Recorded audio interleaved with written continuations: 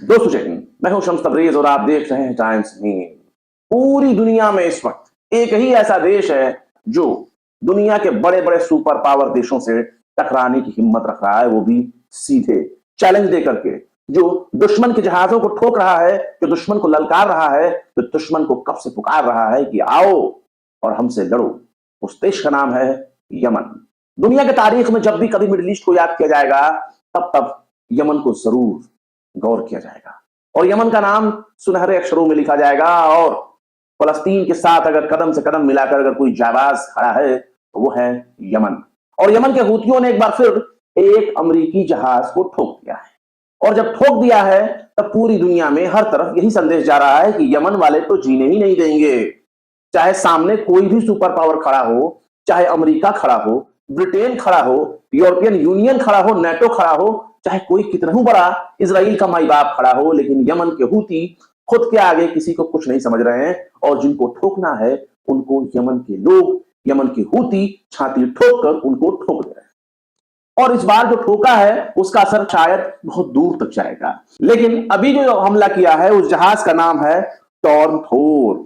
और स्टॉर्म थोर पर हमला किया है और ये अमेरिका का ऑयल टैंकर शिप है। इसका नाम है एमवी टॉर्म और उसको जो है यमन के हूतियों ने निशाना बनाया है। और जब निशाना बनाया है तो अमेरिका कह रहा है कि अदन की खाड़ी में लॉन्च एक एंटी बैलिस्टिक मिसाइल को हमने मार गिराया है, यानी हमला हुआ था।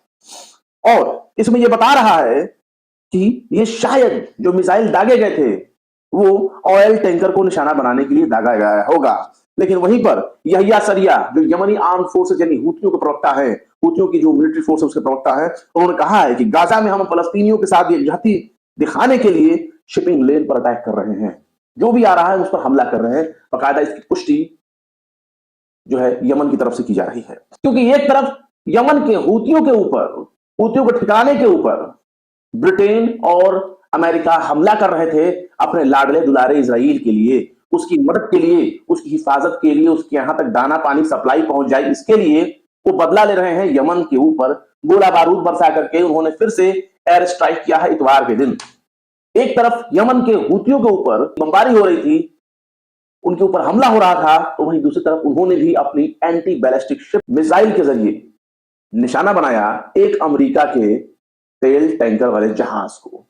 और जब नुकसान पहुंचाया तो अमेरिकी सेना को सामने आकर कहना पड़ा कोई भारी नुकसान नहीं हुआ है, हम इसे संभाल लेंगे। लेकिन यह हालात किस हद तक नासाज नजर आ रहे हैं लाल सागर में, अदन की खाड़ी में, बाबल मंडप में और पूरे अरब सागर में, इस बात का अंदेशा आप इसी से लगा सकते हैं कि यमन के हूतियों ने पहले ही ऐलान कर दिया है कि अब तक तो हमारी दुश्मनी सिर्फ इजराइल से थी, हम इजराइल को सबक सिखाने के लिए, इजराइल की मदद के लिए आने जाने वाले जो भी सप्लाई वाले जहाज हैं सिर्फ हम उनको निशाना बनाया करते थे, लेकिन अब ब्रिटेन और अमेरिका के जहाजों को हमने भी बैन कर दिया है।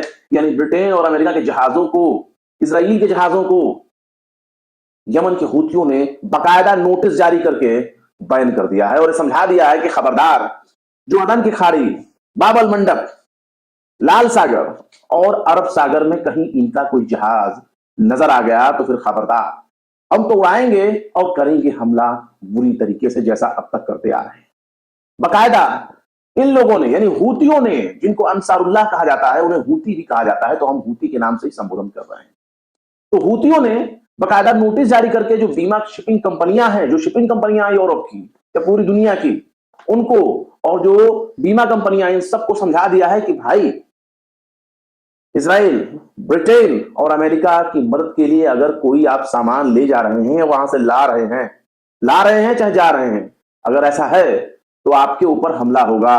और अगर ऐसा नहीं है तो बिल्कुल बाहिफाजत, पूरी सेफ्टी के साथ, पूरी सुरक्षा के साथ आप जाइए, अपना कारोबार करिए, हमारे यहां से ना कोई रोका जाएगा ना टोका जाएगा, आपके हिफाजत के साथ आपको विदा कर दिया जाएगा। तो ये काम कर रहे हैं यमन के हूती। ये एक एपिसोड में हम आपको पहले ही बता चुके हैं। यमन के हूतियों ने अभी बीते 18 फरवरी को जो हमला किया था ब्रिटिश मालवाहक जहाज रूबी मार के ऊपर, उस वक्त भी यही कहा जा रहा था कि जहाज डूबने वाली नहीं है। बहुत डिनाई आ रहे थे, बीबीसी ने भी लिखा था कि नहीं, जहाज डूबा नहीं है। लेकिन अब यह भी खबर आ गई है कि जहाज इतनी बुरी तरीके से तबाह हुआ है कि उसके जो तेल हैं वो समंदर में फैल गए हैं। और 18 मील यानी 29 किलोमीटर दूर तक जो जहाज है, उस का तेल का रिसाव हो रहा है, वो तेल फैल चुका है। और बताया यह भी जा रहा है कि 41,000 टन उस पर फर्टिलाइजर लदा हुआ है, जो अब धीरे धीरे लीक हो रहा है। और अगर ये फैलता है, अगर ये समंदर में फैलता है, तो ये काफी नुकसानदेह होगा समंदर के लिए। और इसे एक तरह से पर्यावरण आपदा के तौर पर अमेरिकी सेना ने बकायदा अलर्ट जारी किया है, चेतावनी भी दी है इस बारे में।